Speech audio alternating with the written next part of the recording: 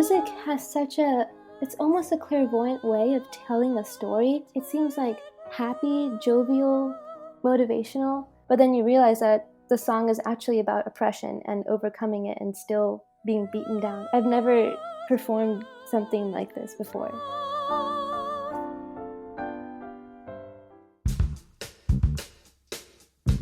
Welcome to Catalyze. I'm your host, Sarah O'Carroll. I have with me Sanya Shah from the class of 22. The scholar received a grant through Carolina's Department of Music to feature the works of underrepresented composers.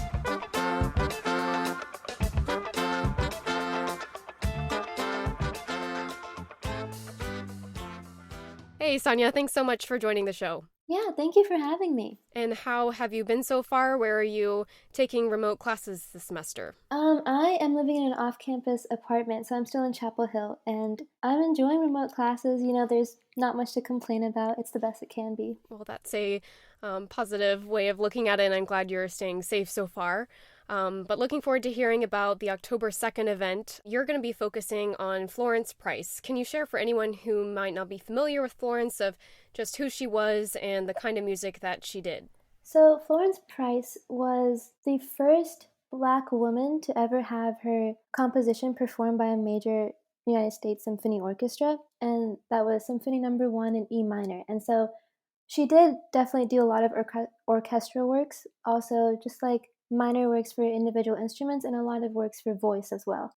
Her story is just so inspirational to me simply because she grew up in Little Rock, Arkansas, and at age 16, she was such a prominent musician within her town that she went to the New England Conservatory. But because she was a Black girl, she couldn't attend without faking her identity as being something other than African American. So her mother told her to pretend that she was Mexican, and that is the whole reason that she was able to attend the New England Conservatory, or else being a Black woman, she wouldn't be able to go. So she went there, and she was easily one of the best students in her year and one of the very few who had 2 concentrations. I believe it was composition and organ performance. And then after that, she came back to Little Rock, but because of racism, prejudice, escalating racial tensions that eventually worsened and resulted in lynchings, she moved to Chicago with her family. And while she was there, she met a lot of other influential musicians, artists, and writers like Margaret Bonds, Marian Anderson, Langston Hughes especially.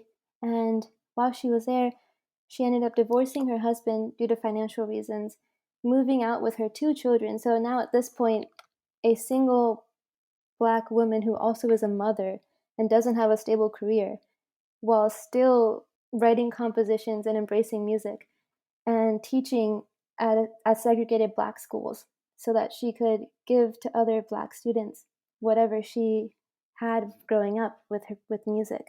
This was a woman that not many people have ever heard of, but really should know. Without her, without that first symphony being played by the Chicago Symphony Orchestra, a lot of other people may not have gotten a similar opportunity. It makes me think of Billie Holiday's moment in singing Strange Fruit for the first time. She just had so much bravery to do that when she had so many obstacles in front of her, and similarly to Florence, where the world was not opening its doors for her. And she was able to get past that, and it seemed like she was using music as a way of carrying her voice and sharing important messages that maybe without that medium it wouldn't be possible to do. Yeah, I completely agree. And not only Billie Holiday, but the blues singers that came before her, like Bessie Ma Rainey, they paved the way for so much expression for Black women who were arguably like the most oppressed then and perhaps even now, for them to express themselves, that they're really icons and people that deserve our respect for giving like a voice to those who didn't have one. Well, I appreciate what you're doing and getting her story out and informing others at UNC and in the broader community of the importance of her life and the impact she had, even if she didn't realize at the time the kind of legacy she would have. Is there anything else you'd want to add or about the logistics of how people can watch the performance?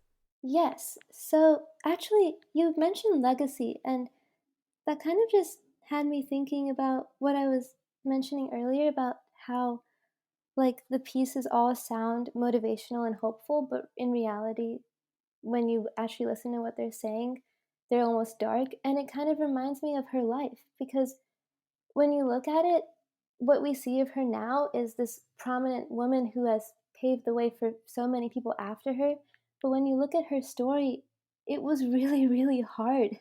I mean, to be, like, disposed from your hometown and going to a brand new city, divorcing your husband, and having financial crises.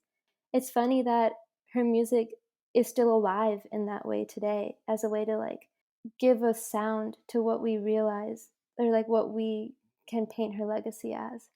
Um, anyway, yes, you can watch the concert on the UNC Music Department's Facebook page on October 2nd at 1 p.m. It'll be open 5 minutes before the concert starts itself, and then it'll also be recorded so you can watch it at your convenience at whatever time you prefer. Well, something that I've personally really missed from this pandemic is the ability to hear live music and to be with others and enjoying that. And so we're excited for you and Lauren's performance. And thank you so much for sharing about it today. Yeah, thank you for having me. Take good care and stay safe. You too. Thank you for listening to Catalyze. I'm Sarah O'Carroll, and that was Sanya Shah from the class of 22. You can let us know what you thought of the episode or who you think should be featured next by finding us on Twitter or Instagram at Morehead-Cain, or you can send us an email at communications@moreheadcain.org. Until next time, Morehead-Cains, stay safe.